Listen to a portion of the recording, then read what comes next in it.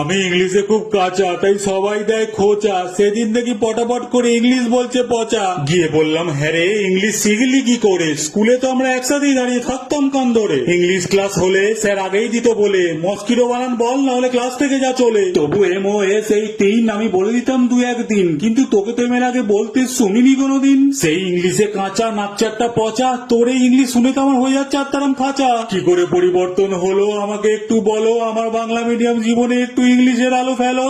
আরে সেরাম কিছু নয়, তুমি বেকার পাচ্ছ ভয়। ঘর বাড়ি দালালির বিজনেস, ভুলভাল ইংলিশ মারতে হয়। মুখস্থ আছে দুটো লাইন, ওটাই চলে ফাইন। এছাড়া শুধু ইংলিশে আমি করতে পারি সাইন। দুদিন আমাকে দেখে তুমিও যাবে শিখে, 2 লাইনের ইংলিশ চিপকে দেবে তুমিও যাকে তাকে। এতে র্যাপও পড়ে যায় হেভি, তৈরি হয় সুন্দর ছবি। ভাবে লোকটা মনে হয় শিক্ষিত, ইংলিশ বলছে হেভি।